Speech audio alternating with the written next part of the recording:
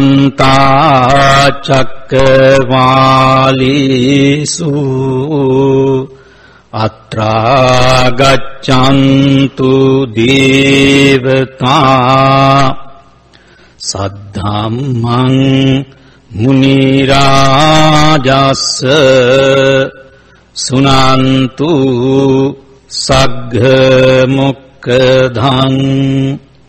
धम्मश्रवण कालो अयं भदन्ता धम्मश्रवण कालो अयं भदन्ता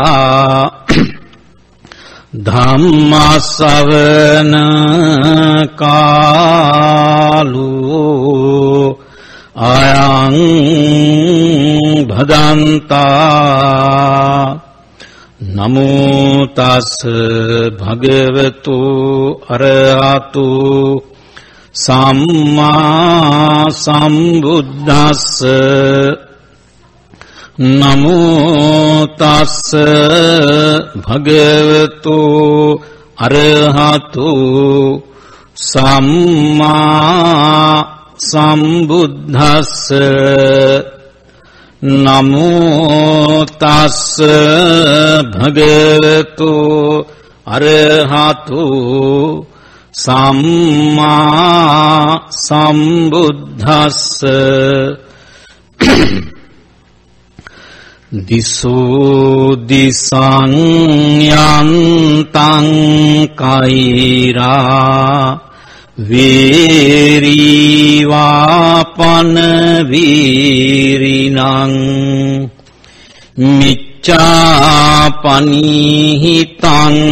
चित्तं पापियोनं ततो करे नतं माता पिता कैरा अन्येवापि च ज्ञातका सम्मापनिहितं चित्तं सेयसोनं ततो करे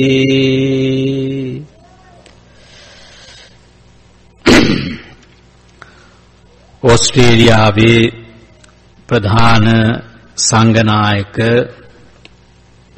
किंग्सबरो धम्मसरण विहारस्थानी विहाराधिपति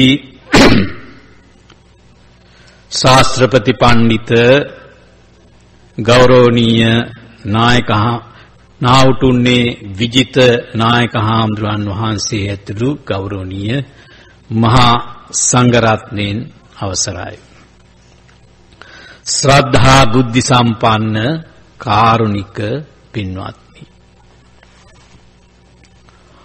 अद दुरुतुपुर पसलोस्वाक पोहो दवसයි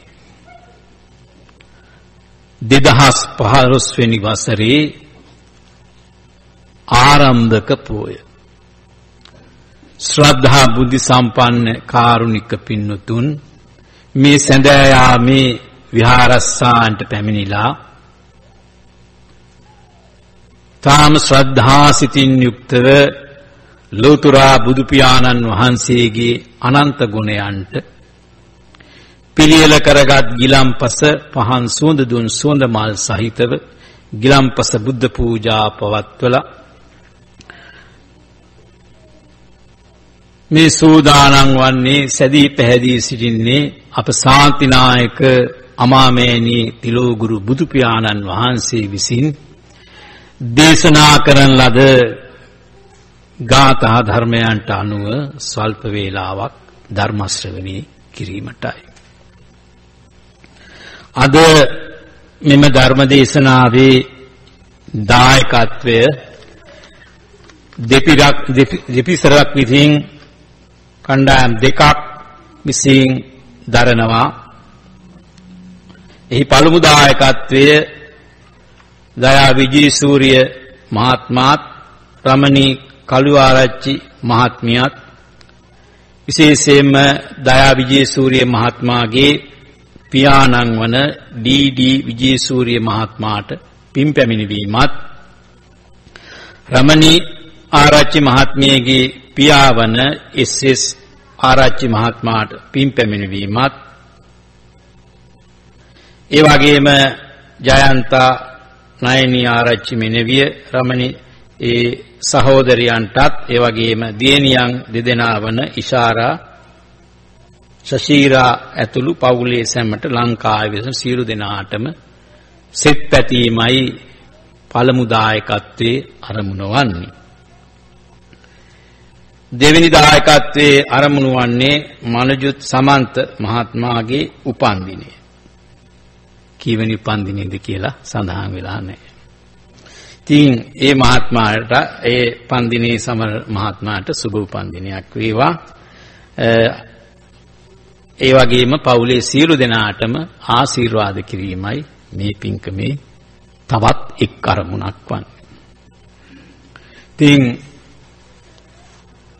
පින් පමුණවන ඒ දෙමව පියවරුන්ටයි පින් පමුණවන්නේ.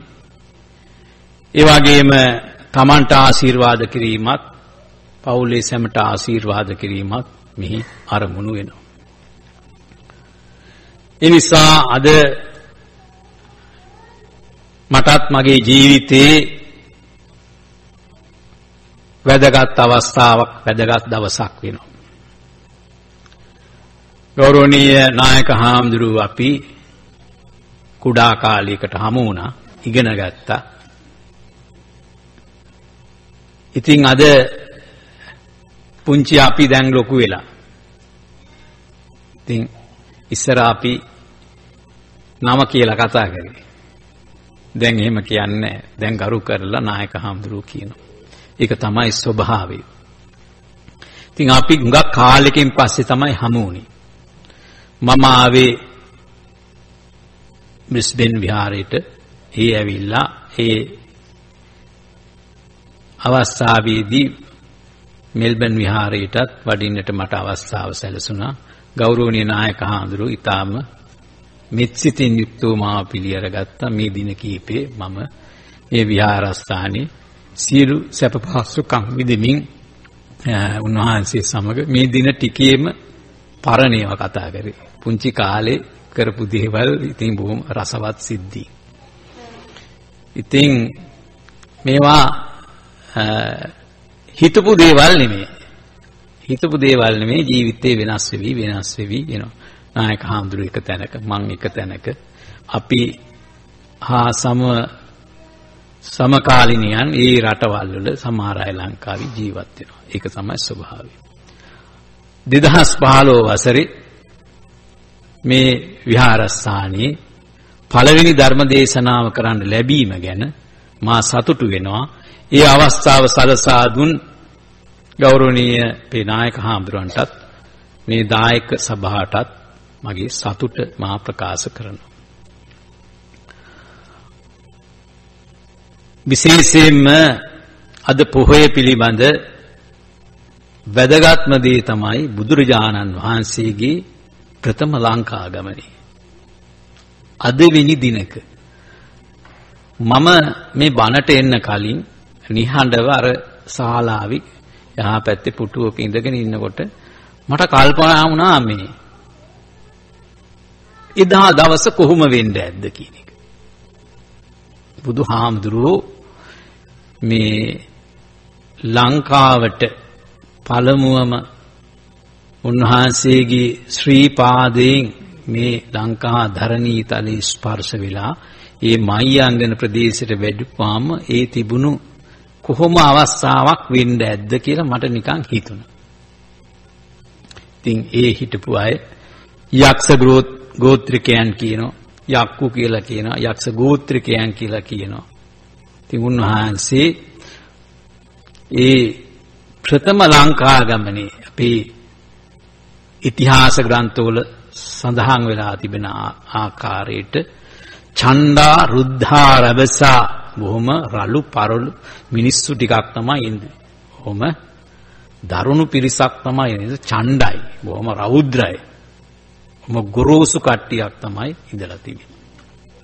ඉතින් මේ කසාවතක් දරාගත් දෙතිස් මහා පුරුෂ ලක්ෂණයන්ගෙන් යුක්ත සමනක් බුදු රැසින් යුක්ත බුදුහාමුදුරුව වඩිනකොට මේ මිනිස්යන්ට එහෙම නැත්නම් මේ ගෝත්‍රිකයන්ට මොකක් හිතෙන්නේ නැද්ද? කවුද කියලා හිතෙන්නේ නැද්ද? ඒක හිතා ගන්න බෑ. කොහොමද ඇත්තෝ මේ බුදුහාමුදුරුව මේ ලස්සන දේහකින් මේ විශාල මහා පුරුෂ ලක්ෂණයෙන් යුක්ත කෙනෙක් දැක්කහම මොකද්ද හිතෙන්නේ ඇත්තේ කියලා මම කල්පනා කරා. කොහොමද කියලා. ඉතින් මට සතුටක් ඇති වුණා. එවන් දවසක මට මේ ස්ථානයේ බණකට අවස්ථාව ලැබීම ගැන. ඒ නිසා අපි පොහොය ගැන මීට වඩා පැහැදිලි කළ යුතු නැහැ. පොහොය පිළිබඳ එහි අගේ වටිනාකම ඒ පැමිණීම තුලින් තමයි ඒ ආශ්චර්යමත් ආගමනය නිසා තමයි අද අපි මේ බෞද්ධ වීමට මිහිඳු මහරහතන් වහන්සේ ලංකා ආගමනයට පෙර කිසියම් විදිහක මේ සිංහල ජාතියට බෞද්ධ ඌරුව කියන එක ලැබිලා තියෙනවා. බුදුහාමුදුරුවෝ තුන් ගමනක් ලංකාවට වැඩිය. ඒ ආభాෂය අපේ ජාතියට ලැබිලා තියෙනවා. අපේ ලේවල ඒක තියෙනවා.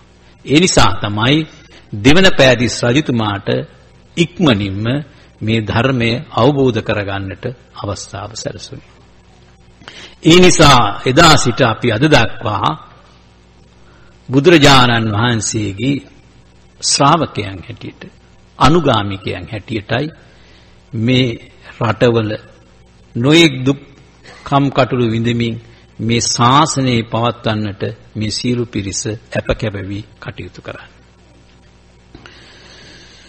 අද මේ ධර්ම දේශනාවේදී මා ප්‍රථමයෙන්ම සඳහන් කළ යුතු දේ තමයි බණක් අහන්නේ කොහොමද කියන එක. දැන් ඔය ඇත්තෝ යම් කිසි විදිහක සංයමයක් ඇතිව මෙතන ඉඳගෙන ඉන්නවා. සංයමයක් ඇතුව ඉඳගෙන හිටියත් ඔබගේ සිතට සංයමයේ කියන එක ඇතිවීම හා නැතිවීම පිළිබඳ Taman තමයි දන්නේ. මේ අපි අතීතයටත් අනාගතයටත් සිත දෝලණය වෙනවා. දැන් නිමාඩු ඉවරයි. ජනවාරි නිමාඩු, නත්තල් නිමාඩු ඉවරයි. හෙට ආයෙත් අපි සුපුරුදු පරිදි වැඩට යා යුතුයි. එයයි ඔබගේ දැන් සිහියට එන්නේ. හෙට නැවත අපි මැෂින් වෙනවා. මැෂින් වෙනවා. හෙට මැෂින් වෙලා අපි වැඩ පටන් ගන්නවා. ජීවිත ගමන පටන් ගන්නවා. මේ කෙටි වේලාවක තමයි මේ බණ ටිකක් අහන්නට සූදානම් වන්නේ. ඒ නිසා ඔබ චිත්ත ඒකාග්‍රතාවයෙන් යුක්තව, බුද්ධ ගෞරවයෙන් යුක්තව, ධර්ම ගෞරවයෙන් යුක්තව, සංඝ ගෞරවයෙන් යුක්තව බණ අහන්නට ඕනේ. බුදුරජාණන් වහන්සේ බණ අහන පුද්ගලයෝ 3 දෙනෙක් ගැන දේශනා කරා. අවකුඤ්ඤ පඤ්ඤා, උත්තුංග පඤ්ඤා, පුතු පඤ්ඤා. කලයක් මුණින් අතට හරවලා වතුර වැක්කරුවාම මොකද වෙන්නේ? වතුර ටික පිටට ගලාගෙන යනවා. ඒ වගේ තමයි සමහර අය කොතෙක් බණ ඇහුවත් ඒ බණ තමන්ගේ ජීවිතයට සම්බන්ධ කරගන්නේ නැහැ. ඔහි බණ අහනවා. ඔය අහගෙන ඉන්නවා. ඉඳගෙන ඉන්නවා වෙන වෙන දේවල් හිතලා කල්පනා කර කර ඉඳලා අවසානයේ සාදු කියලා යනවා. ඒක තමයි අවකුඤ්ඤ පඤ්ඤා කලයක් යටි පැත්තට හරවලා වතුරක් කරපුවාම ඒ කිසි දෙයක් නැහැ. දෙවෙනි පුද්ගලයා තමයි උත්තුංග පඤ්ඤා. දැන් මේ නෝනා මහතුරුන්ගේ තියෙන ඔඩොක්කුවක් කියලා එකක්. අපි මෙහෙම ඉඳගෙන ඉන්නකොට ඔඩොක්කුව කියනවනේ. අපි සමහර විට ඔකට යමක් දාගෙන ඉඳගෙන කමහරයි කතා කර කර කනවා. රට කජු කනවා, නොය කඩලයට කනවා, ඕවා කකා ඉන්න. හදිස්සියක් වුණාම නැගිටලා යනවා. Taman දන්නෙත් නෑ ඒ තියෙන දේවල් ඔක්කොම හැලෙනවා. ශාලාවේ හලලා යනවා. සමහර අය බණ අහන්නෙත් එහෙමයි. බණ ඉවරනකොට ඔක්කොම මෙතන හලලා ගිහිල්ලා. ඉගෙන ගත්ත දෙයක් නෑ, දැනගත්ත දෙයක් නෑ, දරාගත්ත දෙයක් නෑ. ඔක්කොම ශාලාවේ. සුපුරුදු ජීවිතයට යනවා. පුතු පඤ්ඤා කියලා කියන්නේ කලයක් කටපැත්ත උඩට හරවලා වතුරක් කරනකොට භාජනයකට ඒ වතුර දරා ගන්නවා. ඒ වගේ තමයි ඥානවන්තයා බණහනකොට අහන බණ හොඳට තේරුම් ගන්න උත්සන. සුනාත ධාරේත චරාත ධම්මේ කොට හොඳට අහන්නට ඕනේ. අහන්නට ඕනේ. ඇහෙන්න නෙමෙයි. අපි දැන් ඔය ඇහෙන එකනේ අපිට ඉන්නේ. අපිට සමහර වෙලාවට ගීත ඇහෙනවා, අහන්නේ ඔය ඇහෙනවා. සමහර අයට බණ ඇහෙනවා. බණ ඇහෙනවා. පිරිත් ඇහෙනවා. අහන්නේ. අහන්න ශ්‍රද්ධාව තියෙනුනේ. ඇහෙන එකයි අහන එකයි දෙකක්. දැන් ඔය කාර් වල යනකොටත් සමහර අය පිරිත් දාලා තියෙනවා. ඔය ඇහෙනවා. හැබැයි ඒ පිළිබඳ මේ බුදුරජාණන් වහන්සේ දේශනා කරපු ධර්මයේ නේද මේ ඇහෙන්නේ කියන ශ්‍රද්ධාවක් නැහැ. ඇහෙනවා. ඉතින් ශ්‍රද්ධාව තියෙන්නට ඕනේ බණ අහන්නට. ශ්‍රද්ධාව නැත්තම් බණ අහන්න බෑ. එතකොට සුනාත කියලා කියන්නේ ඕම ශ්‍රද්ධා සිතින් යුක්තව සියලු දේ අමතක කරන්නට ඕනේ. බණෙහි සිටින්නට ඕනේ. අතීතයට සිත ගමන් නොකර, අනාගතයට සිත ගමන් නොකර, වර්තමානයේ දැන් මේ ඉන්න වෙලාව ඊටාම සිත එකඟව තබා ගන්නට ඕනේ. පහසු කාර්යයක් නෙමෙයි. ගියන් හැටියට නොඑක් විවිධ දේ තියෙද්දි, නොඑක් බැඳීම් තියෙද්දි, ඒ බැඳීම් තුල මේ සිත ටික වෙලාවක් හෝ තබා ගැනීම පහසු කාර්යයක් නෙමෙයි. ධාරේත හොඳට දරා ගන්නට ඕනේ. අහලා හොඳට දරා ගන්නට ඕනේ බණ. ඉතින් මේ ඇත්තෝ බණ අහන පිරිස් විශාල පිරිසක් මෙහි දායකත්වයේ දරනවා. එයයි බණ අහනවා.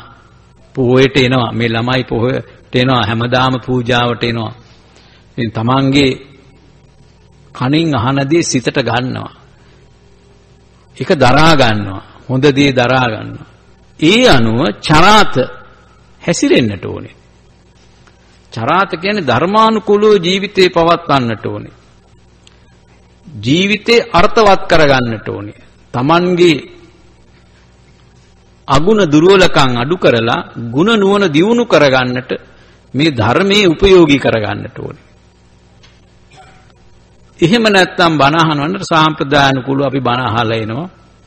බණ අහලා ඇවිල්ලා සුබුරුදු ජීවිතය ගත කරනවා නම් ජීවිතය අර්ථවත් කරගත්තේ නැත්නම් හොඳ දේ ගත්තේ නැත්නම් සික්කුව බැඳපු ගොනා වගේ රවුම යනවා විතරයි. ඒ නිසා සුනාත ධාරේත චරාත ධම්මේ හොඳට බණ අහන්නට ඕනේ. අහන බණ දරා ගන්නට ඕනේ. දරාගත් ධර්මයේ ජීවිතයට සම්බන්ධ කරගන්නට ඕනේ. අද මාතෘකාව සඳහා මම ගාථා දෙකක් දේශනා කරා. දිසෝ දිසං යන්තං කෛරා වීරීවා පන වීරිනං මිච්ඡා පනීහිතං චිත්තං පාපියෝ නං තතෝ කරේ. ඒ පළවෙනි ගාථාව. දිසෝ දිසං යන්තං කෛරා. සොරෙක් තව සොරෙකුට කරන අපරාධයකට වැඩිය. වෛරක්කාරයෙක් තවත් වෛරක්කාරයෙකුට කරන දරුණු අපරාධයට වැඩිය. මිච්ඡා පනීහිතං චිත්තං වරදවාගත් සිත තමන්ට අනර්ථයේ පිණිස හේතු වෙනවා. මේ ගාථාවේ අදහසයි. දෙවෙනි ගාථාවේ අදහස නතම් මාතා පිතා කෛරා අඤ්ඤේවා පිච ඥාතකා සම්මා පනීහිතං චිත්තං සෙය්‍යසෝනං තතෝ කරේ. දෙවෙනි ගාථාවේ අපිට වැඩියෙන්ම ළඟින් ඉන්නේ දෙමව්පියෝ. නතම් මාතා පිතා කෛරා තමන්ගේ අම්මා තාත්තට එහෙම නැත්නම් අඤ්ඤේ වාපි ඥාතකා එහෙම නැත්නම් අන්‍ය ඥාතියෙක් තමන්ට උදව් කරනවට වඩා සම්මාපනීහිතං චිත්තං යහපත්ව පිහිටවාගත් සිත තමන්ට අර්ථයේ පිණිස වැඩ පිණිස හේතු වෙනවා. සෙය්‍යසෝනං තතෝ කරේ. දැන් මේ ගාථා දෙකේ සාමාන්‍ය අර්ථය මේ ඇත්තන්ට පැහැදිලි. එතකොට සොරෙක් තව සොරෙකුට කරන අනර්ථය වඩා එහෙම නැත්නම් වෛරක්කාරයෙක් තවත් වෛරක්කාරයෙක් කරන අනර්ථයට වඩා විපතට වඩා වරදවාගත් සිත තමන්ට ඊට වඩා අනර්ථයක් කරනවා. දෙමව්පියන්ටත් දෙමව්පියෝ එහෙම නැත්නම් ඥාති කරන උදව්වට උපකාරයට වඩා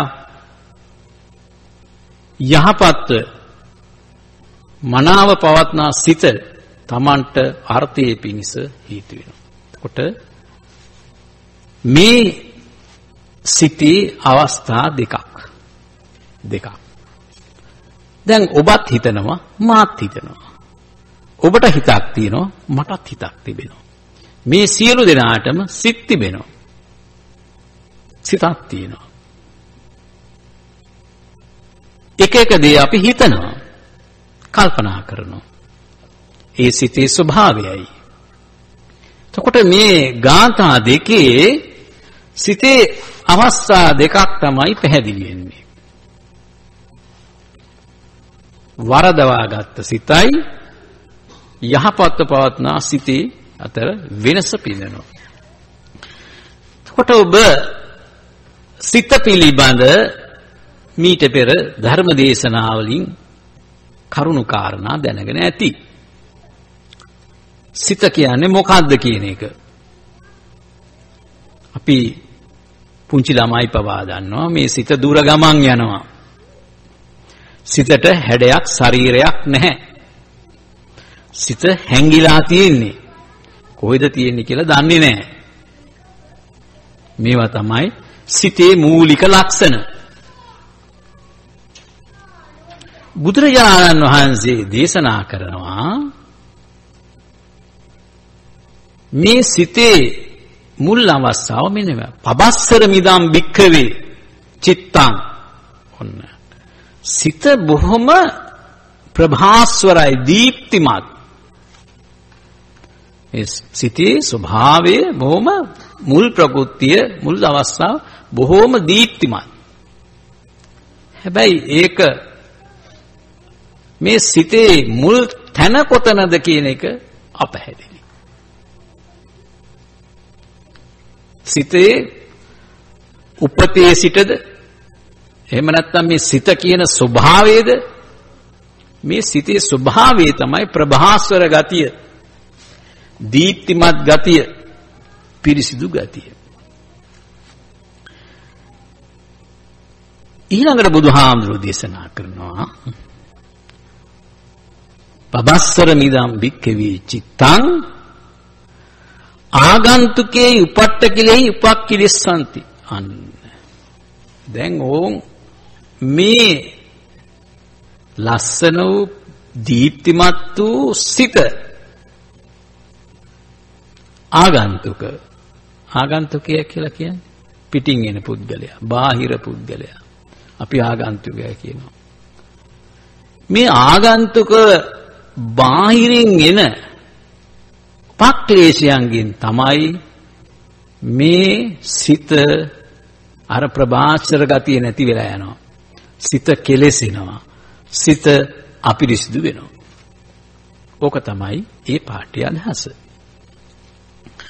දැන් පැහැදිලි වුණා මේ සිතේ තත්ත්ව දෙකක්.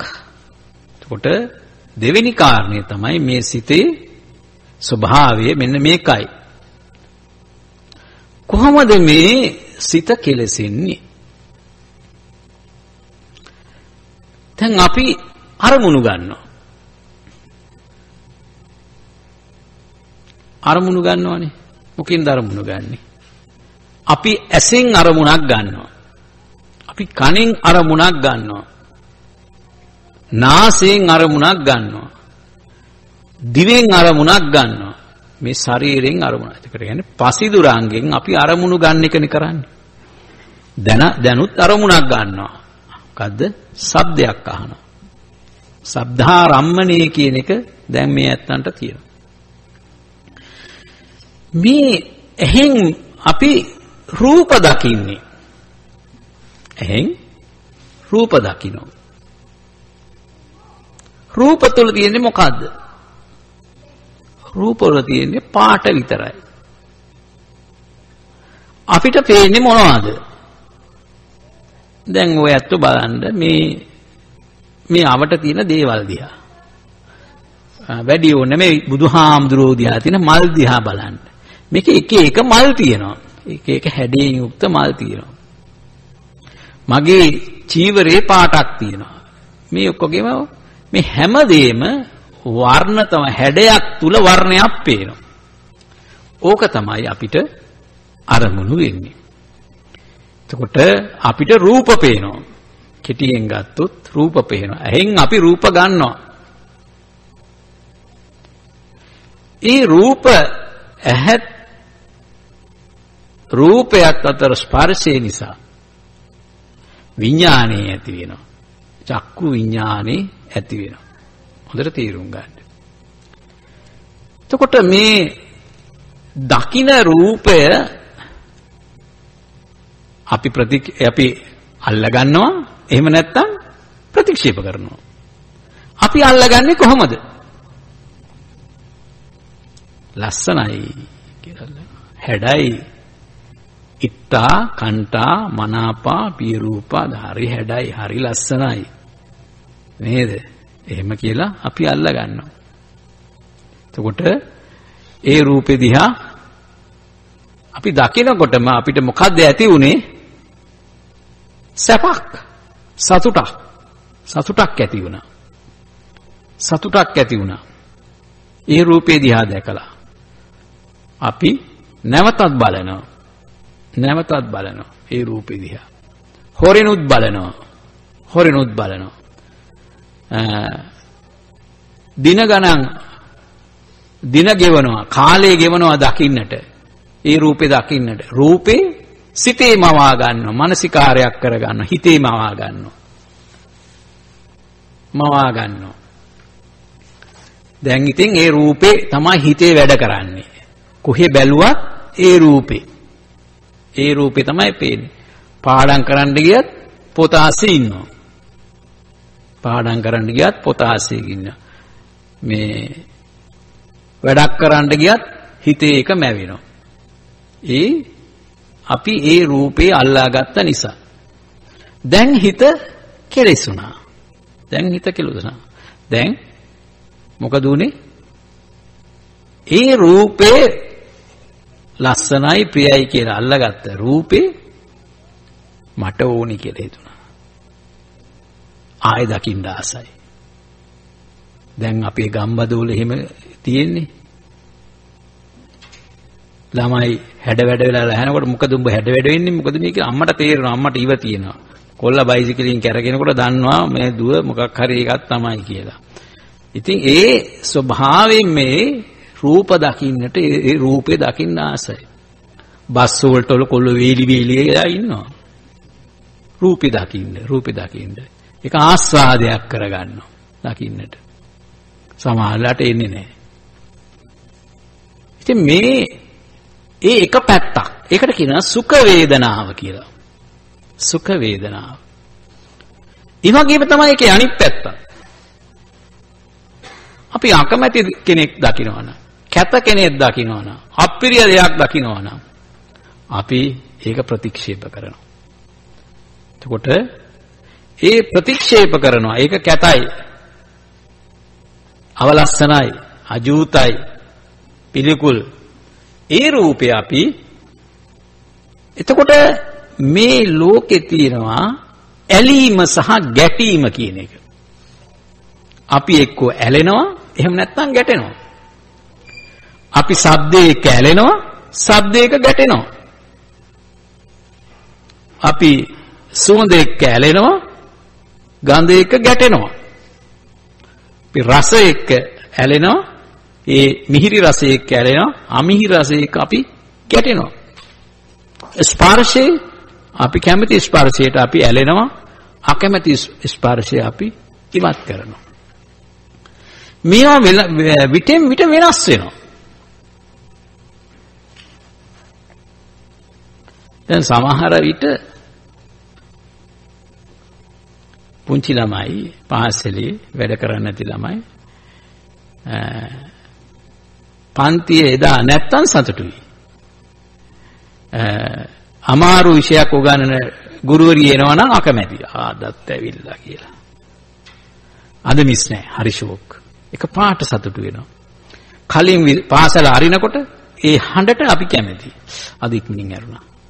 එතකොට මේ අරමුණ කියන එකට අපි මේ සිතේ ඇල්ම කියන එක තියෙනවා. සිතේ ඇති වෙනවා, ඒක නැති වෙලා යනවා. එතකොට මේ ගන්න අරමුණු වලින් තමයි අපේ සිත කෙලෙසෙන්නේ. එතකොට ඒ කෙලසීම තුල වේලාවකට අපි ඇලෙනවා, වේලාවට අපි ගැටෙනවා. දැන් සිත බොහොම නිශ්චලයි. සිත බොහොම නිශ්චලයි. එතකොට දැන් මේ සිතේ අවස්ථා තුනක් තියෙනවා.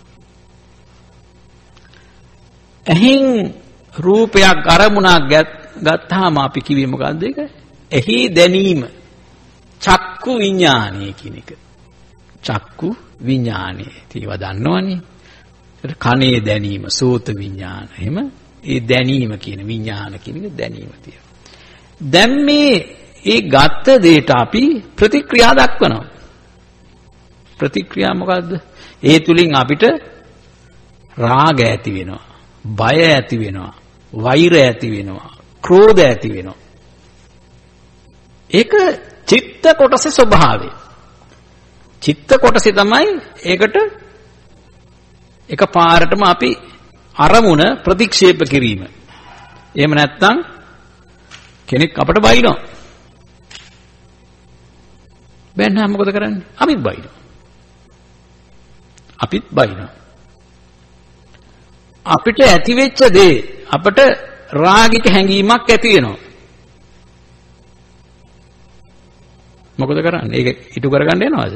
නෑ. එහෙම වෙන්නේ නෑ. අන්න මනස එනවා ඉතින්ට. උසස් තත්ත්වය. මනසින් තමයි පාලනය කරන්නේ. එතකොට අර ඇහින් ගත්ත අරමුණ ලස්සනයි කියලා ගත්තා. ඒකට සිත ගියා. රාග ඇති වුණා. හැබැයි එකපාරටම නොදැනුවත්වම ස්වයං පාලනයක් අපේ හිතට එනවා. ස්වයං පාලනයක් එනවා. සමහර වෙලාවට කෙනෙක් බැන්න කේන්ති ගියා. හැබැයි තමන් පාලනය වුණා. තමන් ඉවසුවා. එහෙම නැත්නම් තමන් අවම කරගත්තා. ගහ ගන්න තිබ්බ එක අවම කරගත්තා. ඒ தત્ත්වය ඇති වෙන්නේ මේ මනසින්. ඒ தત્ත්වය ඇති කරන්නේ මනස කියන කොටසෙන්. මනසින් ස්වයං පාලනයක් අපි ඇති කරනවා. නොදැනුවත්වම අපි හික්මෙනවා. ස්වයං හික්මීමක් ඇති වෙනවා. ඒ හික්මීම ඇති වෙන්නේ කොහොමද? ධර්මයේ තුලින්. ධර්මයේ තුලින් ඒ හික්මීම ශික්ෂණය ඇති කරලා තියෙන්නේ. පරිසරය තුලින්. දැන් සත්තුන්ටත් මේ ස්වභාවය ඇති වෙනවා. දැන් බල්ලෙක්ගේ ස්වභාවය කල්පනා කරන්න. සත්තුන්ගේ ස්වභාවයේ ප්‍රධාන ලක්ෂණය තමයි කාම හා කෝප කියන එක. සිතට කාමයේ ඇති වුණා නම් ඒක ඉටු කරගන්නවා. ඔහුට ඒ සතාට කොතනද කියන ප්‍රශ්නයක් නැහැ. පාලනයක් නැහැ. කේන්තියක් ගියා නම් හපා ගන්නවා. හපා ගන්නවා. ඒක තමයි මූලික ලක්ෂණය. හපා ගන්නවා. ඒ පාලනයක් නැහැ. නමුත් මිනිසයා කියන පුද්ගලයාට ස්වයං පාලනයක් තිබෙනවා. ස්වයං පාලනයක් ඇති වෙනවා. දැන් කියන්නේ මේ සමාල මට දෙකක් කියන්න හිතුණා ඉතින් කියලා මං කිව්වේ නෑ ඒ වෙලාවෙ. ඉතින් තැන හොඳ නෑනේ පන්සලනේ ඉතින්. පන්සලනේ. එහෙම කියනවා මට කියන්න දෙකක් හිතුණා. මටත් ආවා මේ ලුණු ඇඹුල් ඇතුව කියන්නේ. හැබැයි කියන්නේ නෑ. කියන්නේ නෑ කියන එක හොඳ නෑ කියන එක තමන්ගේ යටිහිතේ තැම්පත් වෙලා තියෙනවා. මේක හොඳ නෑ. හොඳ නෑ. මේක කරන්න හොඳ නෑ. මේක මං ගන්න ආසයි. මේක ගන්න ආසයි. නමුත් මං ගන්නෙ නෑ. ගන්නෙ නෑ. මොකද මම පාලනයක් වෙලා තියෙනවා. මම නොදැනුවත්ම මම පාලනයක් වෙලා තියෙනවා. ඒ පාලනයක් ඇති වෙන්නට ඕනේ. එතකොට ඒ කොටස කරන්නේ මනසින්. ඒ தત્ත්වයේ තියෙන නිසා තමයි මිනිසයා කියලා කිව්වේ. මිනිසයා කියලා කිව්වේ නිකන් නෙමෙයි. මිනිහා කියලා කිව්වේ මිනිසයා කියලා කිව්වේ මේ අර එන චිත්තාවේග බාහිරින් එන චිත්තාවේග පාලනය කරන්න පුළුවන්. පාලනය කරගන්න පුළුවන් ශක්තියක් අපි තුල තිබෙනවා. ඒවා පුරුදු පුහුණු කරන්නට ඕනේ. ඒවා දියුණු කරන්නට ඕනේ. එහෙම දියුණු කරන්නේ නැතුවම දියුණු නොකරොත් අපිත් අර පල්ලෙහා තත්ත්වයට යනවා. බුදුරජාණන් වහන්සේ දවසේ මේ කකචූපම සූත්‍රය කියලා එකක් තියෙනවා මේ මජ්ක්‍ධිම නිකායේ. ඒකේ කතන්දරයක් තියෙනවා. ඒකේ එක්තරා වේදේහිකා කියලා හිටියා 16ක්. ගෙදර වැඩ කරන මෙහිකරි. ඒ ගෙදර ස්වාමි දියණිය බොහොම ලස්සනයි. බොහොම ප්‍රියකරයි. කතා කරනකොට බොහොම සාන්තයි. බොහොම නිශ්චල ජලයක් වගේ. බොහොම පැහැදිලි. ඉතින් හොඳයි. දැන් මේ දාසි කල්පනා කරනවා මෙයා ගැන බොහොම මේ ගුණ වර්ණාවක් තියෙනවා අවට හොඳ කෙනෙක් කියලා. මේක ඇත්තටම මෙයා හොඳ කෙනෙක්ද? දැන් අපි ඔක්කොම නිහඬයිනේ. අපිට මොකක් හරි බාහිරින් ආවොත් තමයි අපි ප්‍රතික්‍රියා දක්වන්නේ. බාහිරින් ආවොත් තමයි අපි දෙතක නැත්තම් අපි කවුරුත් හොඳයි. දැන් මෙතන ඔක්කොම හොඳයි. බැරි වෙලාවක් මෙතන මොකක් හරි එකක් වුණොත් එක පාට ඔයගොල්ලෝ අර ඇතුලේ තියෙන ඒවා ඇවිස්සීලා එනවා හොෝගාලා. ඇවිස්සීලා එනවා. එතකොට මේ වේදේහිකා කල්පනා කරනවා මම මේක පරීක්ෂා කරලා බලන්නට. මගේ ස්වාමි දියණියගේ මේ කියන ಗುಣ තියනවාද? දැන් මෙයාට මොකක් හරි බාහිරින් එන දෙයක් ආපුවාම කොහොමද මෙයා පාලනය වෙන්නේ කියන එක. කියලා මේ වැඩකාරී පරක් වෙලා නැගිටිනවා. වෙනදට නැගිටින පාන්දර ගතිය ඇතහැරලා පරක් වෙලා නැගිටිනවා. නැගිටලා එනකොට ස්වාමි දියණියගේ මූණ හොඳ නැහැ. ඔන්නට මූණ වෙනස් වෙලා. දැන් මොකද වෙනදට උදේ නැගිටිනවා සන්තෝෂයි. වැඩකාරී උදේ නැගිටලා වැඩ පටන් ගත්තා. ආද නැගිටින්නේ නැහැ. මම ඉතින් එකපාරට මොනවත් කිව්වෙත් නැහැ. මූණ නරක් වෙලා මොකද නිදාගත්තේ කියලා ඇහුවා. ඉතින් ආපහු හරි. ඊට පස්සේ මෙයා කල්පනා කරනවා දෙවෙනි දවසෙත් නිදාගත්තා. දෙවෙනි දවසේ නිදාගත්තාම එදාට වඩා වෙනස් සැරයි. දැම්ම සැල් එක. මම මෙච්චර ගෙවනවා මෙයා කරනවා මේ මොකද මේ බුදියන්නේ කාලා බුදියනවා. මම ගෙනාවේ මේකටද කියලා වැඩකාරකම උන් සැර දැම්මා. දැන් මෙයා වෙනස් වුණා. දැන් වෙනස් වෙලා. දැන් අර ලස්සන ස්වභාවය නැහැ. දැන් මොකද? දැන් ද්වේෂය ඇවිල්ලා, තරහ ඇවිල්ලා දැන් පිට වෙනවා. දැන් පාලනයක් නැහැ. මොකද බාහිරෙන් ආව අරමුණ හරි නැහැ. අරමුණ හරි නැහැ. තුන්වෙනි දවස මෙයා දවල් වෙලාම නිදි ආවා. ඇවිල්ලා පොල්ලක් අරන් ගැහුවා. ගහපුවම මුලේ පෙරෙන්න ගහම මෙයා කෑ ගහගෙන පැන්න එළියට. දැන් කෑ ගහනවා. මට මගේ ස්වාමි දිනේ ගැහුවා. එතකොට මිනිස්සු කල්පනා කරනවා මෙයා එහෙම දෙයක් කරයිද? නමුත් කරලා තියෙනවා. මොකද තමන්ගේ අර යටිහිතේ තිබෙන දේවල්, තමන්ගේ අර තද මේ අර බාහිරින් එන දේවල් තුලින් පාලනයක් නැති වුණා. පාලනයක් නැති වෙලා මෙයාගේ අර තරහ පිට වුණා. තරහ පිට වෙලා ගියා. ගැහුවා. හරියට ජලයේ අපි බොහොම පැහැදිලි. ජලයේ රැලිනා ගන්නේ කොහොමද? අපි ගලක් අරන් ගහනවා. ගහපුවාම තමයි ජලේ අර රවුමට පුංචි ළමයි බල්ලා ගහනවා. ආයි රවුමක් යනවා. ඒකට මෙහෙන් එන දෙයට තමයි අපි ප්‍රතික්‍රියා දක්වන්නේ. එතකොට අපි ඒ එන දේ පාලනය කරගන්න පුළුවන් නම්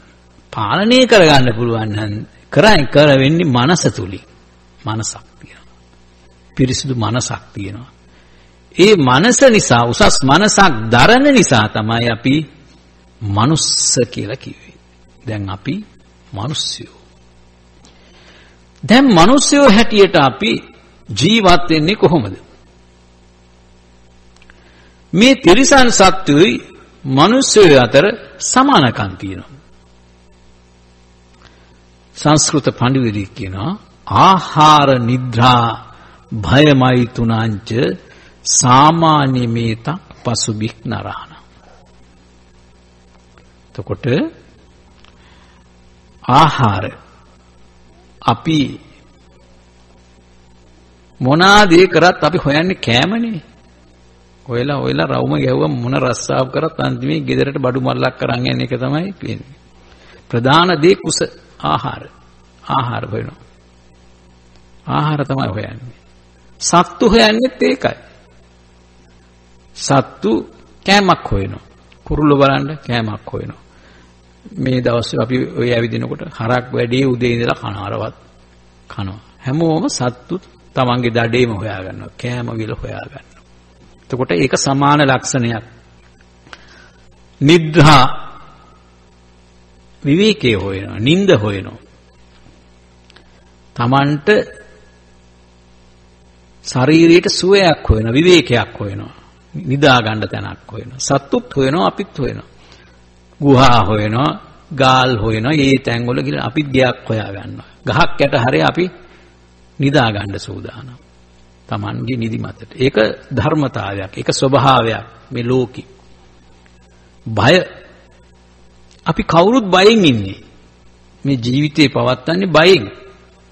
මම බය නැහැ කියනවනේ බොරු. ඔක්කොම බයෙන් ඉන්නේ. මට විපතක් වේද කියන බය. මාහා බැඳුණු අයට විපතක් වේද කියලා බය.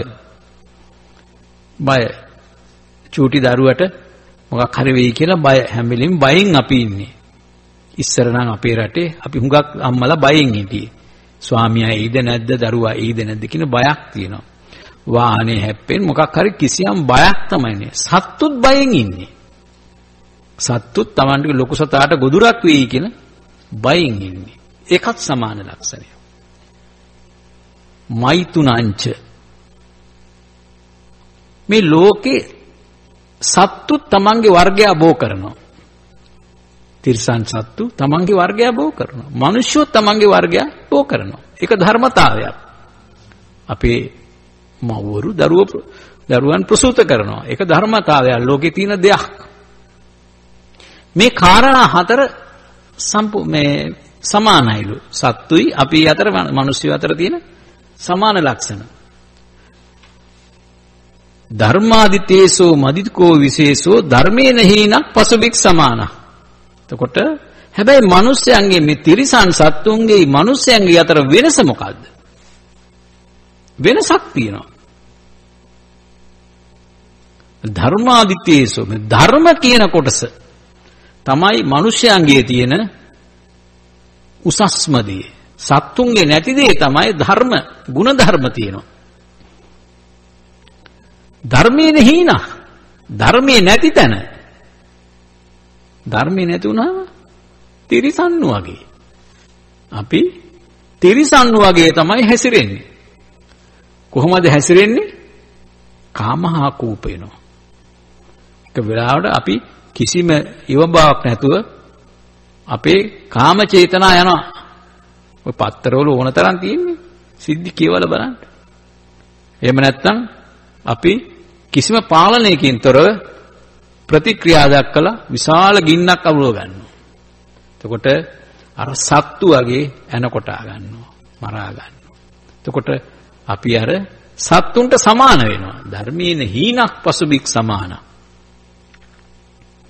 එතකොට මේ සියලු දේ වෙන්නේ අර බාහිරින් පැමිණෙන උපක්ලේශ නිසා. බාහිරින් පැමිණෙන දේ තුළ උපක්ලේශය නිසා තමයි අපි මේ පාලනයක් නැති පුද්ගලයෝ බවට පත් වෙන්නේ. එතකොට මෙතන තමයි වරදවාගත්ත සිත කියන එක තියෙන්නේ. සිත වරදවාගත්තා. දැන් වරදවාගත්ත සිතෙන් ලෝකෙට මොනතරම් අනර්ථයක් වෙලා තියෙනවද? මිනිස්සුયો තුල දැන් අපි ඉතිහාසය බැලුවාම අපිට මෑත ඉතිහාසයේ දකින භයානක පුද්ගලයෙක් තමයි ප්‍රභාකරන් කියන පුද්ගලයා. වරදවාගත්ත සිතක්. යම්කිසි අල්ලාගත්ත දෙයක් තුල, ගත මතවාදයක් තුල සිත වරදවාගෙන ඒ වරදවාගත් සිතෙන් මොනතරම් අනර්ථයක් වුණාද? ඔය හිට්ලර් වගේ අය, ඔය ඉඩියාමින්ලා වගේ මිනිස්සු මේ ඒ වරදවාගත් සිත නිසා තමයි විශාල අනර්ථයක් වුණේ. විශාල අනර්ථයක් වුණේ මේ වරදවාගත් සිත නිසායි. ඕන කෙනෙකුට හැම දෙයක්ම ධ්‍යාකාරයකට පාවිච්චි කරන්නට පුළුවන්. දැන් මෙතන තියෙනවා වීදුරුවක්, ඔර්ලෝසුවක්. මේ දෙකටම අප්‍රාණිකයි, පණ නැහැ. පණ නැහැ.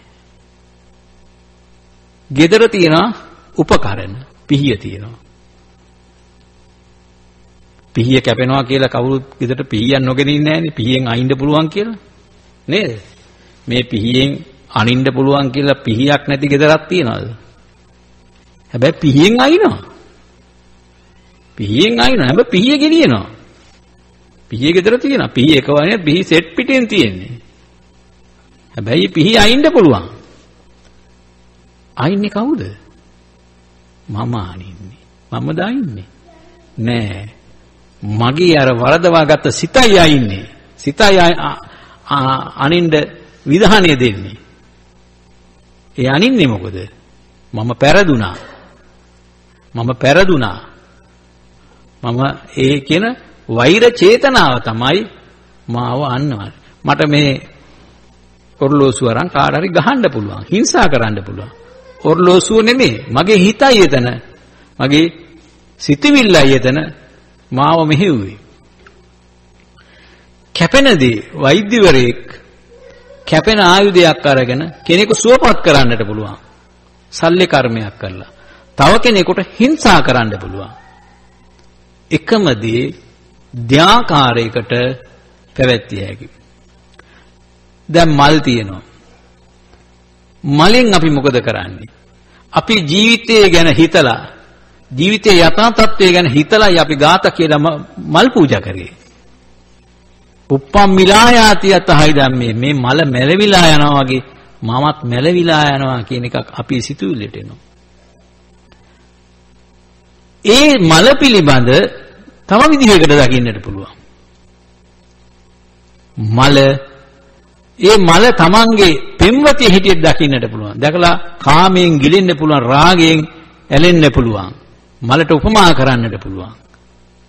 ඒ එකම හිත තුල ධ්‍යාකාරයකට දකින්නේ. ඒ නිසා මේ බාහිරින් එන දේ තුල ඒ අල්ලා ගැනීම තුලින් තමයි අපි බොහෝම ප්‍රවේශම් වෙන්නට ඕනේ. අපේ සිත බොහොම හැබැයි නිශ්චලයි. එක වෙලාවට ඇවිසිලා යනවා. තර තාපසේක් ලෞකික 이르දි තිබ්බා.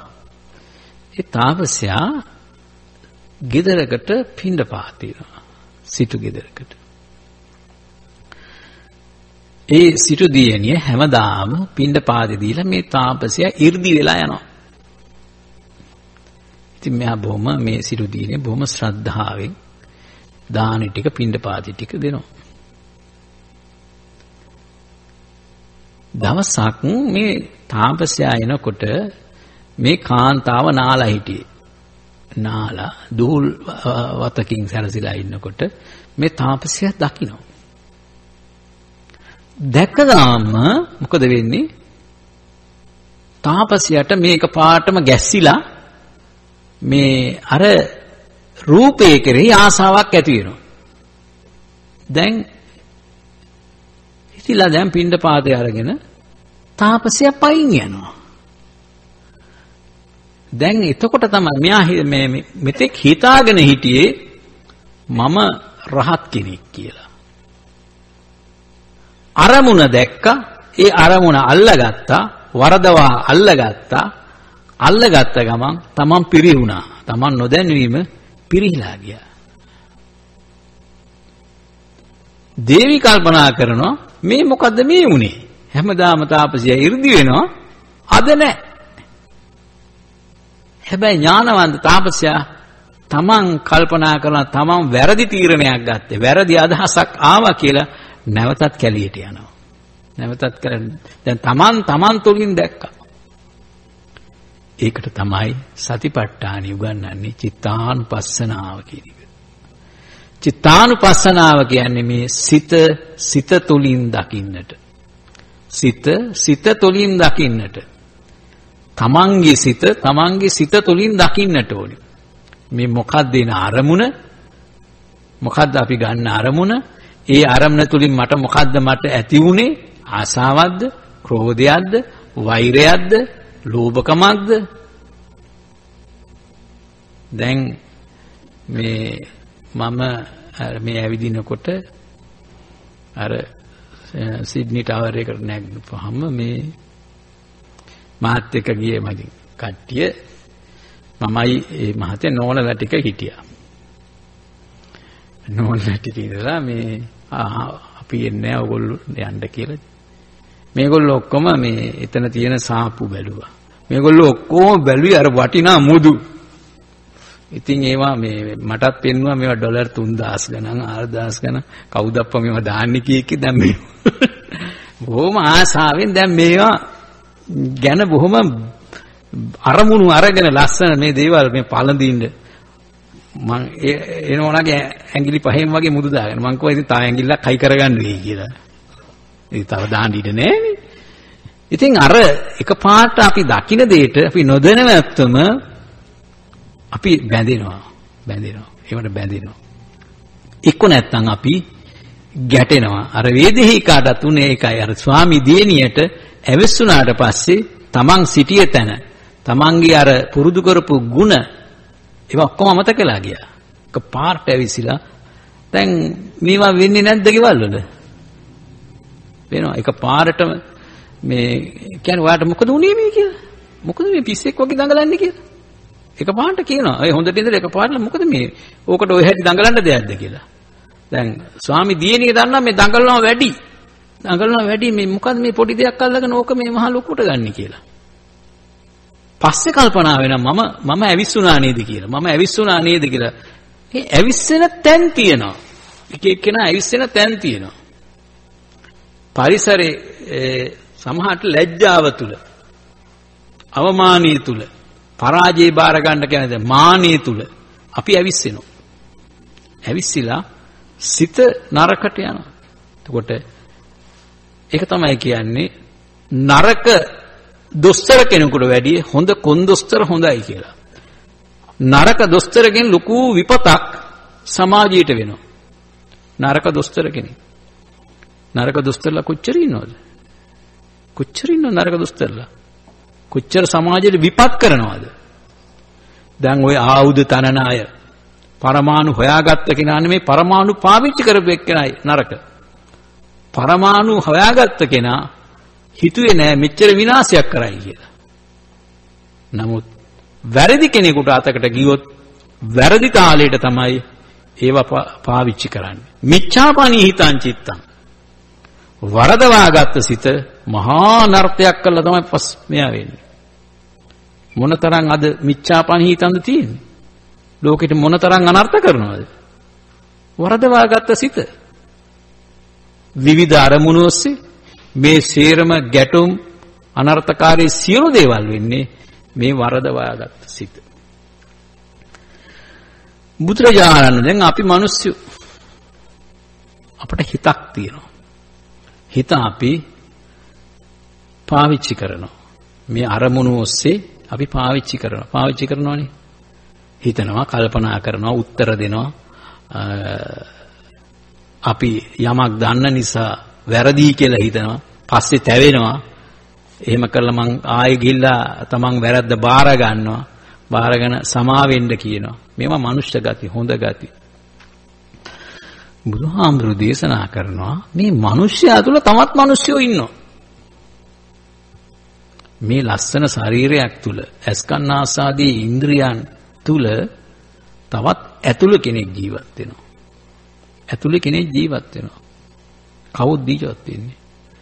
මිනිස්සු කීප දෙනෙක් ගැන බුදුහාමුදුරු දේශනා කරා. තිරච්චීන මනුස්ස. තිරිසන් වගේ මිනිස්සු ඉන්නවා.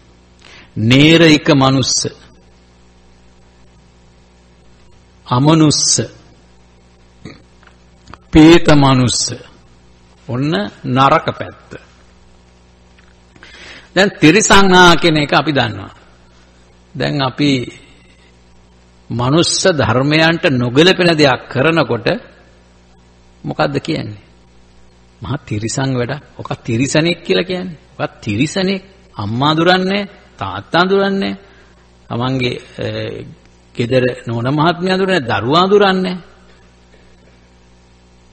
දැන් බොහෝ විට වැඩිහිටියෙකුගෙන් තමන්ගේ දියණියක් එහෙම නැත්නම් වෙනත් කෙනෙක් අතවරයට ලැබුණොත් අපි මොකද මේක තිරිසනෙක් කියලා කියනවා. තිරිසනෙක්. තිරිසනා. එතකොට අර හිතට ආපු ආවේග චිත්තාවේගේ ඒ විදිහටම පිට කරා. එහෙම නැද්ද? ළමයි සමහර තැන්වල දාලා යන්න බෑ. මොකද බයයි. වැඩිහිටියන්ගේ චිත්තාවේගිනවා. පාලනය කරගන්න බෑ.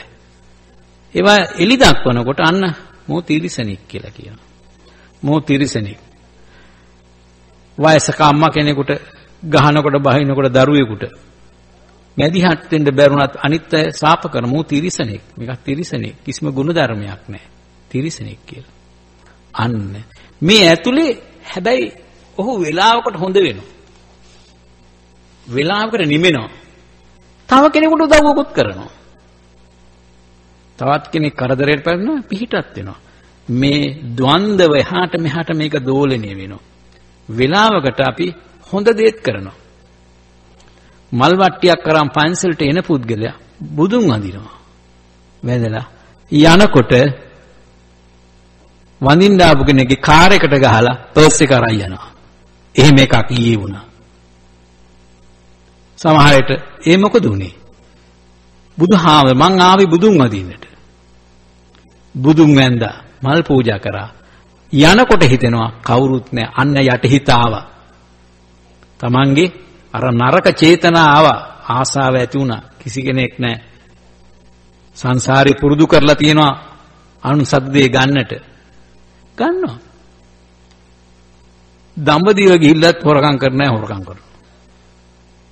මම හොඳට දන්නවා ඒක කරනවා.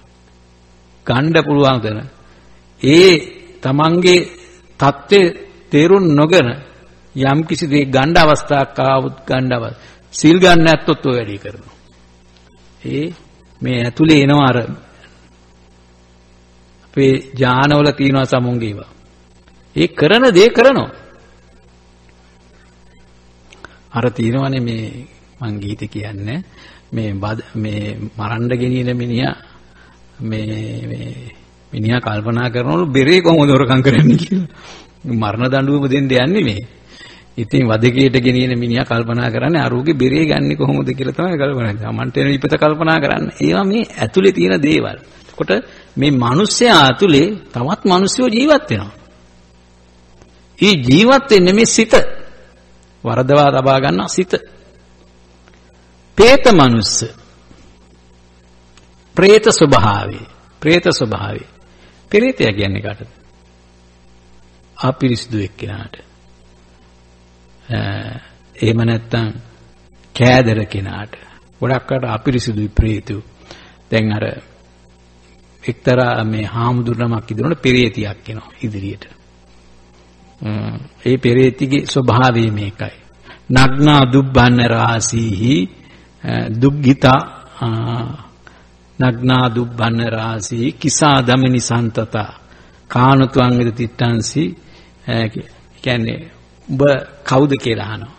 පෙරේති ඉදිරියට එනකොට ඒ පෙරේති මේ නිර්වතින් ඉන්නේ.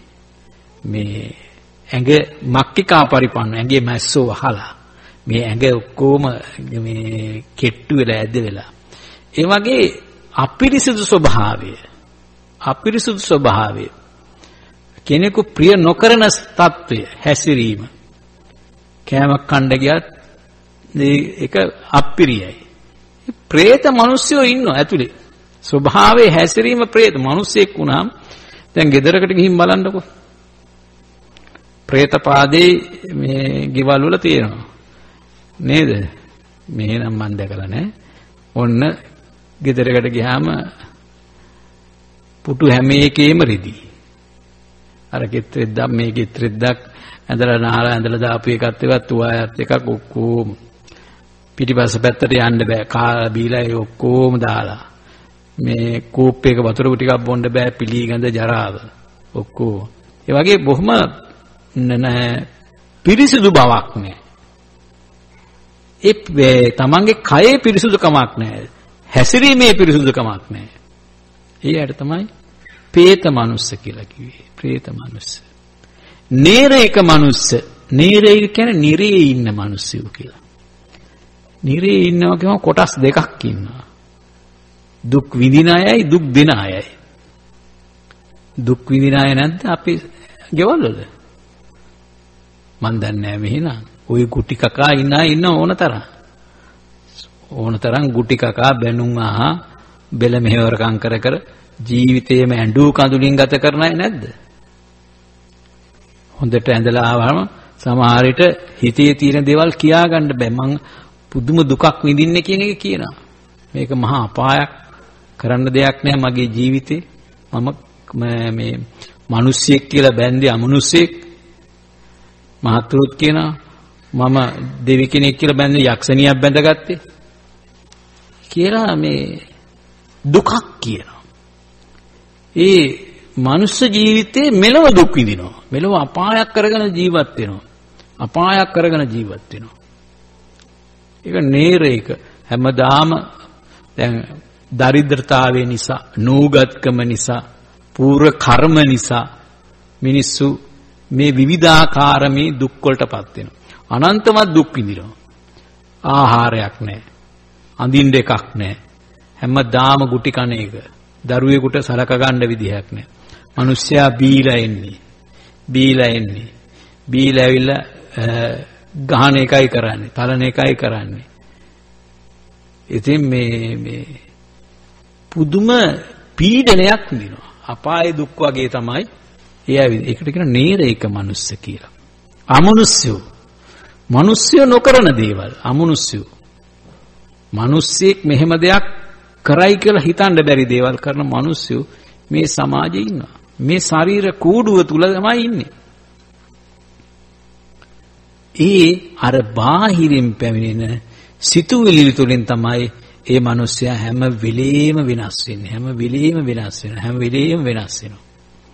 එහෙම නැත්නම් උසි ගන්න. තව කෙනෙකුට ඒක තල්ලු කරලා දානවා. එහෙම තල්ලු කරන්නේ නැද්ද? තල්ලු කරනවා.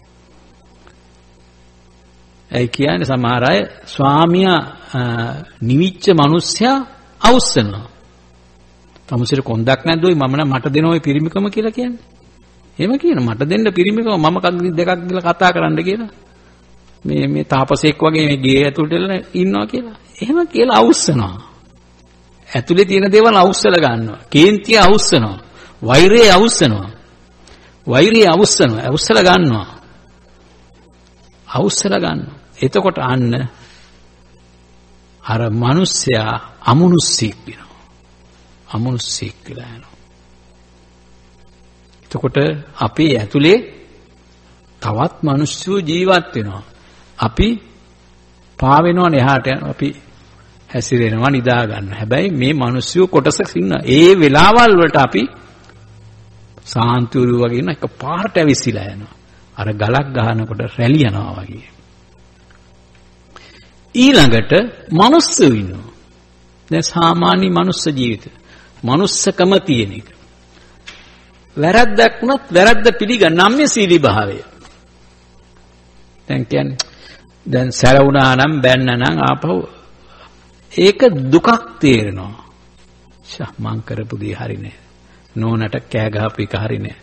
දරුවට ගහපු එක හරි නෑ. එහා පැත්තේ ගෙදර එක්කනට හිතරි දෙන්න ඇති. ඒක වැරද්දක් හැටියට දකින්න කෙනා. තමන් වැරදි කියලා අවබෝධයක් තියෙන එක. මම වැරදි දෙයක් කරේ කියන එක. ඒ ඇයිට තමයි සකස් වෙන්නට පුළුවන්. එතකොට කල්පනා කරනවා. කල්පනා නොකරන තැනත්තා විශේෂත්වයටපත් වෙන්නේ නැහැ. නාචින්තයන්තෝ පුරිසෝ විශේෂ මදිගච්ඡති. නොහිතන කෙනා කල්පනා නොකරන තැනත්තා උසස් තත්වයකට එන්නේ නැහැ. අපි ਸਰව සම්පූර්ණ නැහැනේ. අපි කාගාවත් මේ ගුණ දෙකම සම්මිශ්‍රයි. දෙකින්ම යුක්තයි.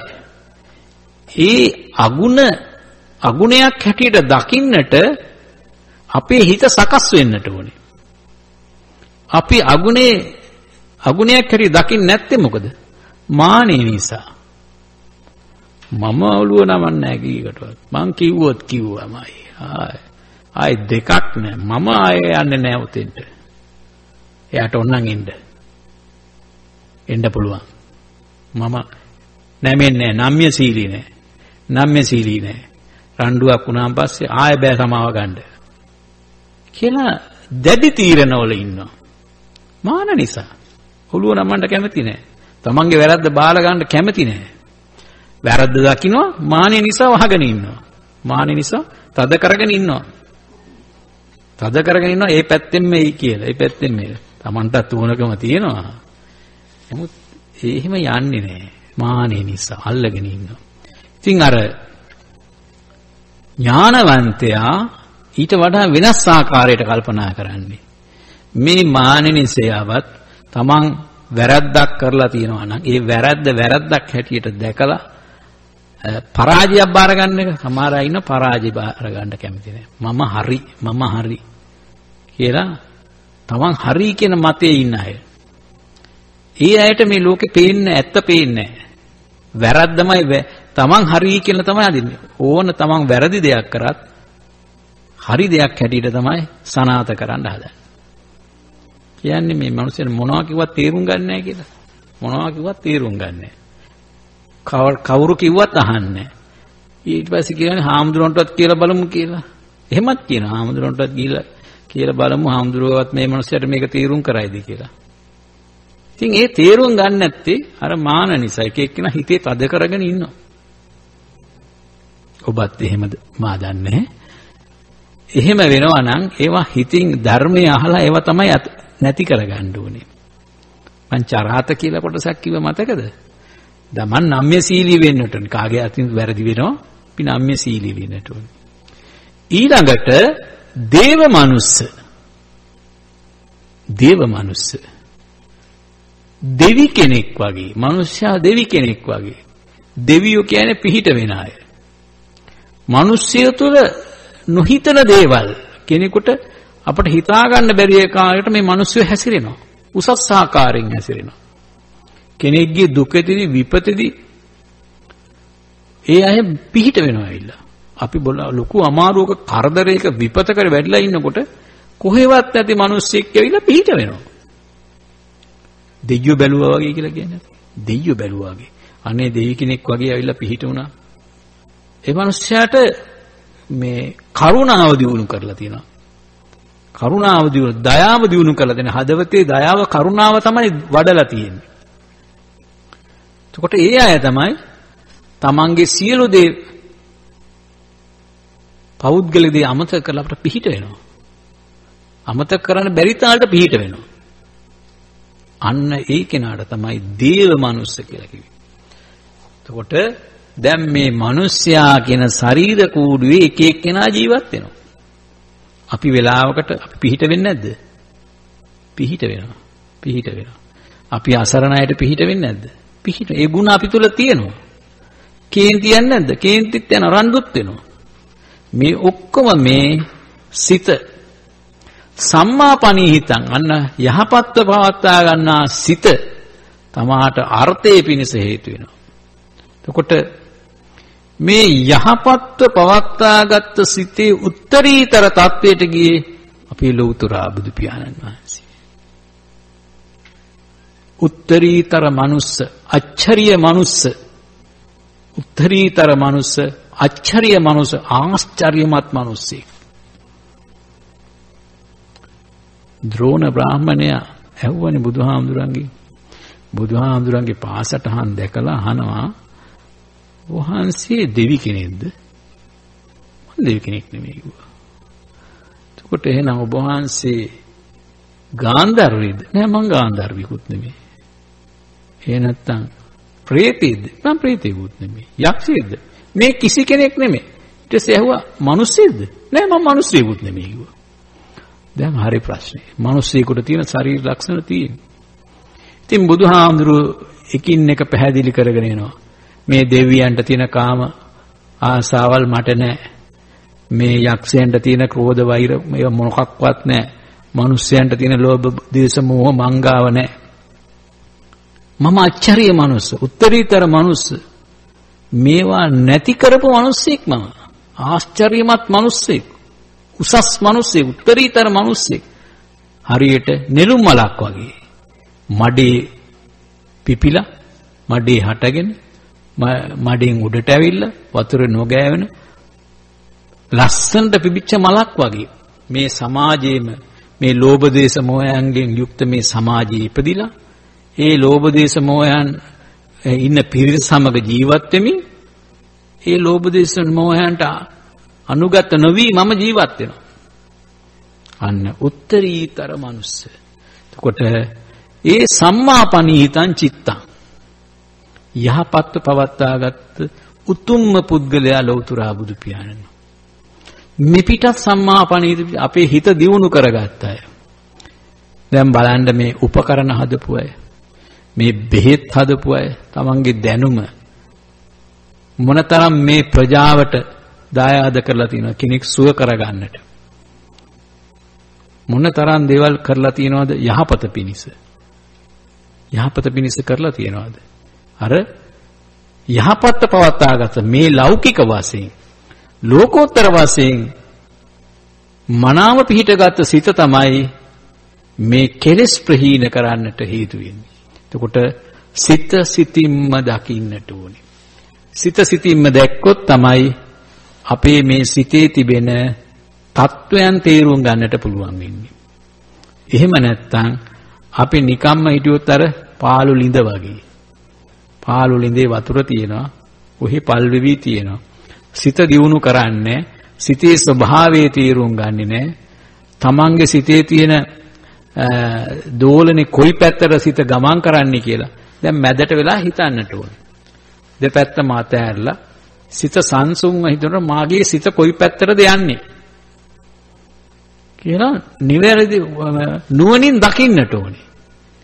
නුවණින් දකින්නකොට තමයි මගේ සිතේ ඇවිස්සෙන්නේ කොයි වෙලාවෙද? මගේ සිත මේ හඹා යන්නේ කොයි පැත්තටද කියලා නුවණින් තේරුම් ගන්නට ඕනේ. ඒ තේරුම් ගත්ත දේ තුලින් ඒ සිත වරදවා තබා ගත්තහම මොකද්ද වෙන අනර්ථය පිළිබඳ තේරුම් ගන්නට ඕනේ. යහපත් පැවැත්වුවාම මොකද්ද මගේ ශරීරයට එන සහනය කියන එක තේරුම් ගන්නට ඕනේ. එතකොට තමයි අපිට දියුණු පුද්ගලයෙක් වෙන්නට වෙන්නේ. දියුණු කියන්නේ බාහිර දියුණු කෙනෙක් නෙමෙයි, මේ මනසේ දියුණු පුද්ගලයෙක් වෙන්නේ. දැන් රාත්‍රී 10යි. මම තව එක කතාවක් කියලා මගේ බණ අවසන් කරනවා. එක්තරා චිත්‍ර ශිල්පියෙකුට චිත්‍රයක් අඳින්න වුණා. ලස්සන මූණක්. දැන් මෙයා ලස්සන මූණු හොයනවා. දැන් ගියා හොයාගෙන ලස්සන මූණු තියෙන රූපරාජිනීටනේ. රූපරාජිනිය ලෝකේ දුරන්නේ කෙනා. ඉතින් ඒගොල්ලෝ ලස්සනයි කියලා සම්මතයක් තියෙනවා. ඉතින් ඒ අයගේ මූණු දිහා බැලුවා ඒ මූණු කියන තරම් ලස්සන නැහැ. ඒවා තියෙන්නේ මේ බාහිරින් යම් කිසි දෙයක් ලස්සන කරගත්ත දේවල් තියෙනවා. සැබෑ ලස්සනක් නෙමෙයි. ඒවා රාගාශ්‍රිතයි.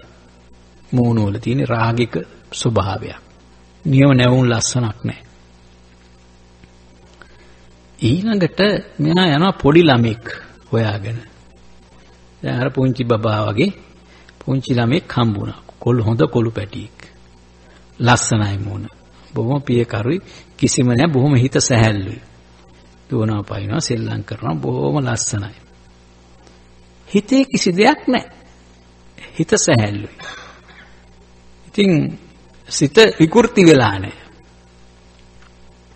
ඉතින් මෙයා ගෙදර අම්මගෙන් අහනවා මම මේ දරුවාගේ රූපේ ඇඳ ගන්නටද මට ප්‍රදර්ශනයක් තියෙනවා කියලා. ඊටසේ අම්මා කැමති වෙනවා බොහොම පුතාගේ මූණනේ අඳින්නේ. ඉතින් හා කියලා ඒ මූණ ඇඳ ගන්න ඉඩ දෙනවා. මූණ ඇඳ ගන්න දීලා ඉතින් ඔහම මූණ ඒ චිත්‍ර ශිල්පය ප්‍රදර්ශනයකට තියලා ඒකට සම්මාන හම්බෙලා කාලයක් යනවා. කාලයක් ගියාට පස්සේ මේ චිත්‍ර ශිල්පියාට දරුණු මූණක් අඳින්න වෙනවා. භයානක මූණක්. දැන් භයානක මිනිස්සු නරක මිනිස්සු කියන්නේ දරුණු මූණක් තියෙන මිනිහෙක් හොයනවා. හැබැයි ඉතින් එක එක්කෙනා දිහා බලාගෙන කියන දරුණුකමකුත් නැහැ. ඔය නරකයි කියලා ඉන්න මිනිස්සුන්ගෙත් හොඳ ගතිය තියෙන ඇතුලේ. දැන් අපි ඉන්නවනේ සමහර මිනිස්සු ටවුන් වල ඉන්නවා රාමියා.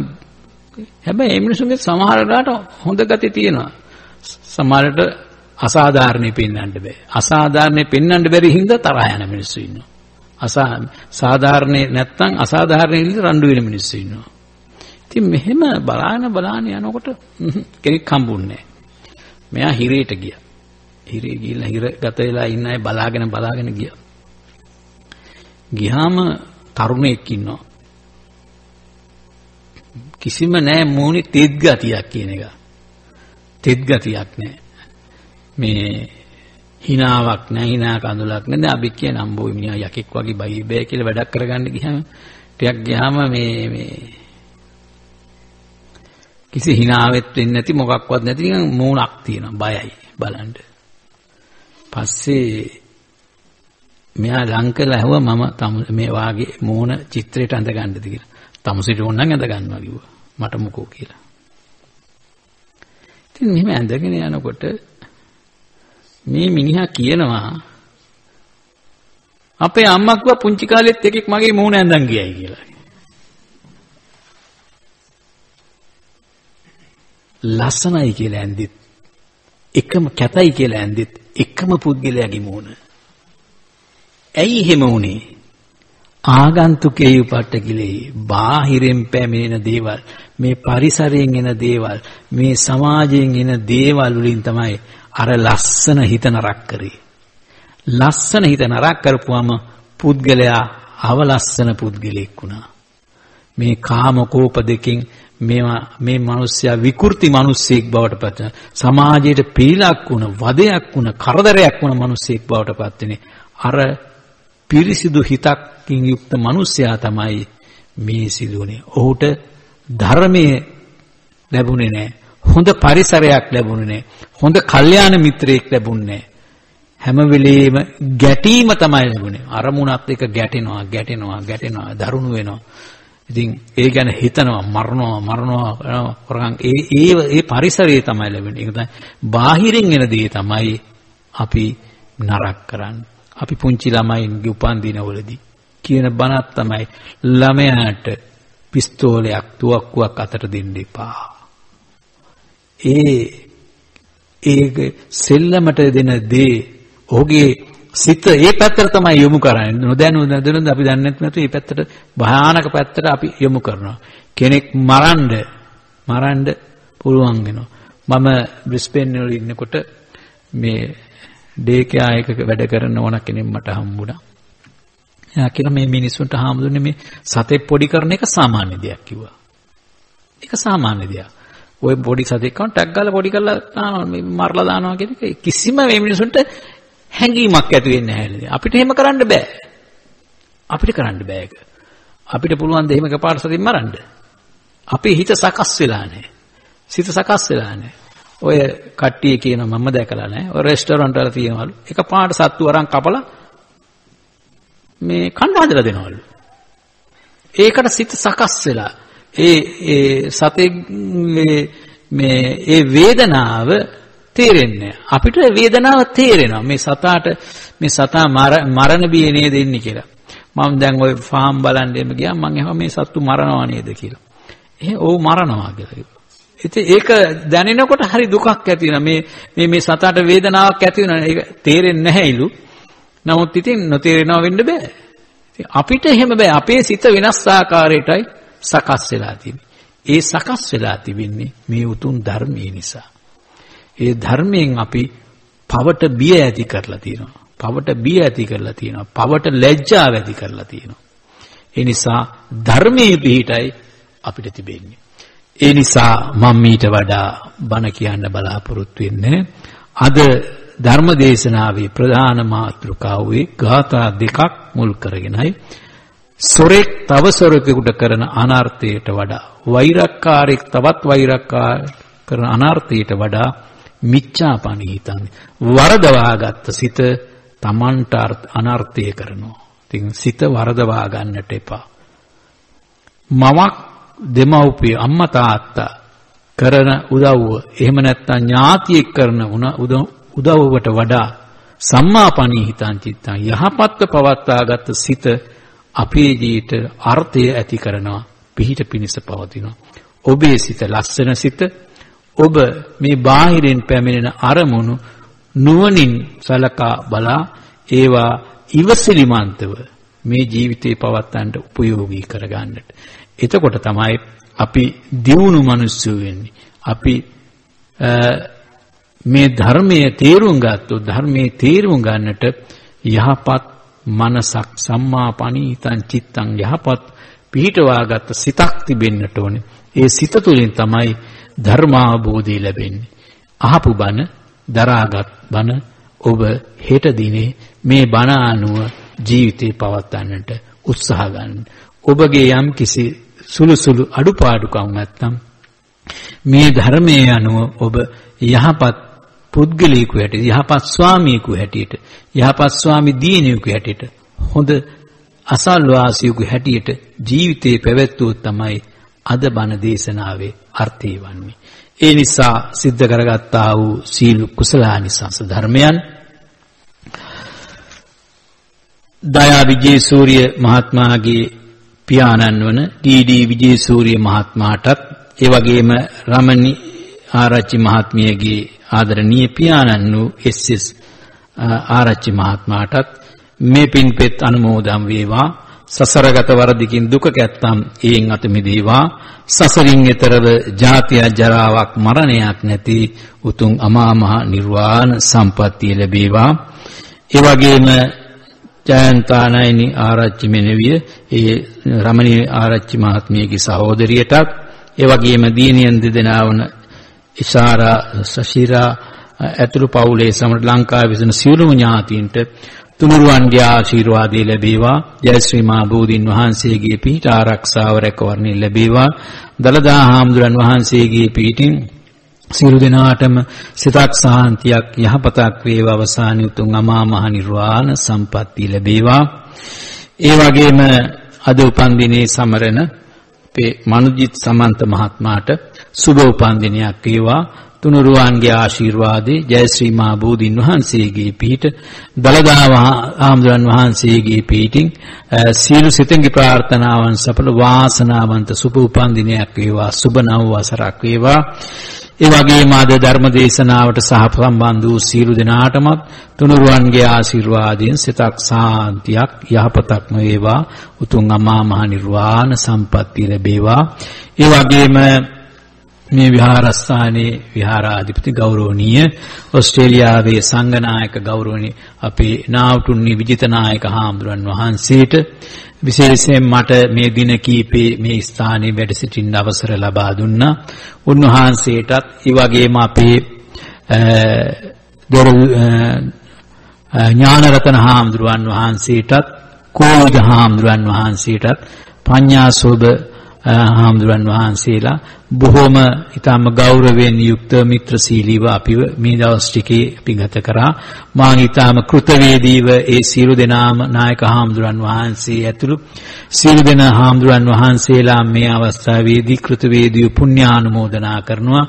ගෞරවනීය නායක හාමුදුරන් වහන්සේගේ දෙමව්පියන්ටත් ඒ වගේම ගෞරවනීය හාමුදුරන් වහන්සේලාගේ දෙමව්පියන්ටත් පැවිදි කරපු ඒ ගුරුවරුන්ටත් අපිට මේ ධර්ම දානේ ශාස්ත්‍ර දානේ ලබා දුන්න සීලම ගුරුවරු අපි මේ අවස්ථාවේදී සිහිපත් කර යුතුයි.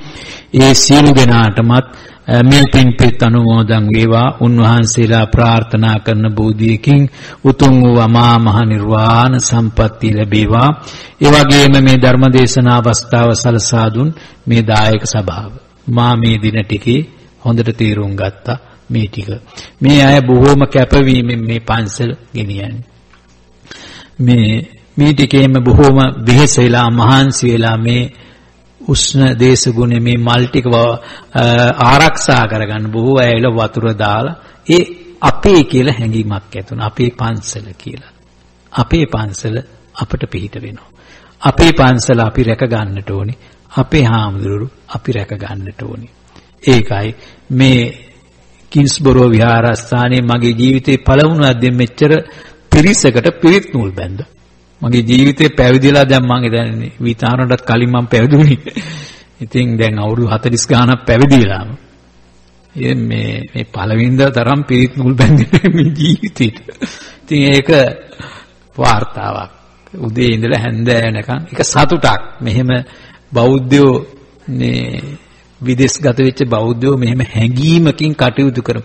ඒ හැඟීම ඇතිකරනද දායක වූ සියලු දෙනා වේසු මේ හදපු අය අපි සිහිපත් කරන්න. මම නම් දන්නේ දායක සභාවේ කිසි කෙනෙක් නම් දන්නේ අර අඳුරනවා අර බඩ තියෙන මහත්තයා. ඒ මහත්තයා කවුද? භාණ්ඩාගාරික කිව්වා.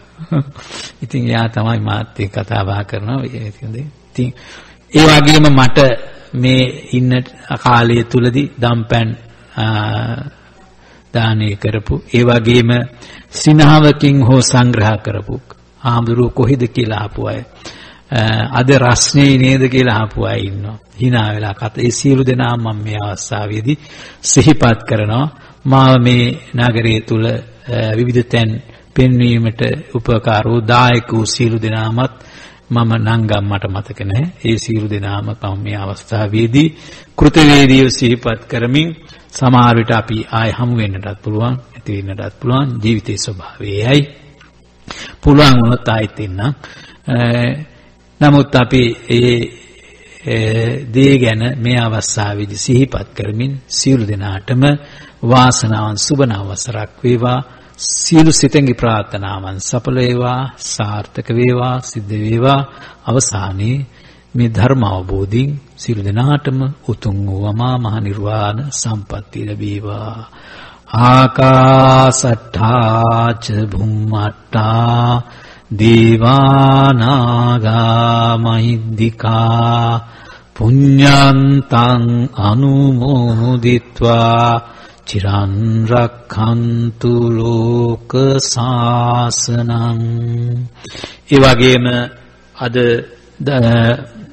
ධර්මදේශනාවේ දායකත්වයේ දරන ඒ අභාව ප්‍රාප්ත දෙමෝපියන් ඇතුළු සියලුම මේ පින්නතුන්ගේ නම් ගොත් වලින් මිය පරලෝක ඥාතීන්ට මේ පින්පෙත් අනුමෝදන් වීමෙන් සසරින් ඈතර උතුම් අමා මහ නිර්වාණ සම්පත්තිය ලැබේවා කියන ප්‍රාර්ථනාවෙන් ඉදම්මේ ඥාතීනං හෝතු කියන ගාථාව කියලා ඥාතීන්ට පින් දෙන්න.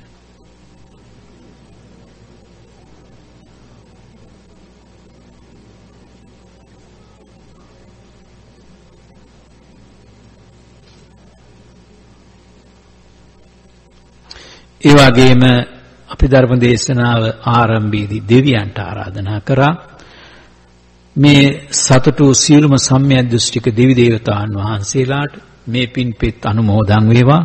දෙවියන්ගේ දෙවිසුරු වර්ධනයටපත් වේවා. දෙවියන් ප්‍රාර්ථනා කරන බෝධියකින් උතුම් අමා මහ නිර්වාණ සම්පත්තිය ලැබේවා කියලා තියාගෙන එත්තාවතා චම්මේ කියන ගාථාව කියන.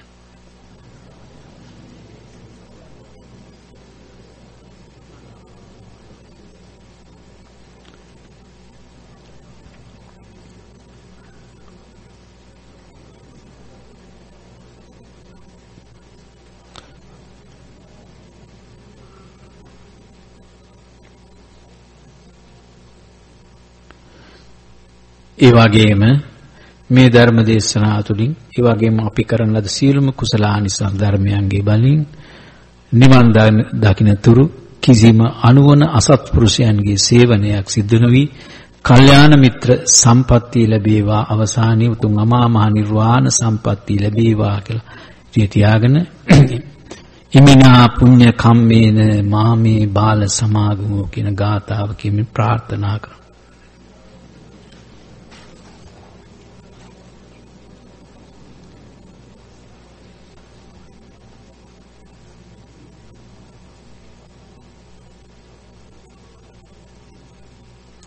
ඔහොම වැඩකන් කවුරු සබ්බීතියෝ විවජ්ජන්තු සබ්බ රෝගෝ විනස්සතු මාතේ භවත්වන්තරායෝ සුඛී දීඝායුකෝ භව භවතු සබ්බ මංගලං රක්ඛන්තු සබ්බ දේවතා සබ්බ බුද්ධානුභාවේන සදා සුත්ති භවන්තු තේ.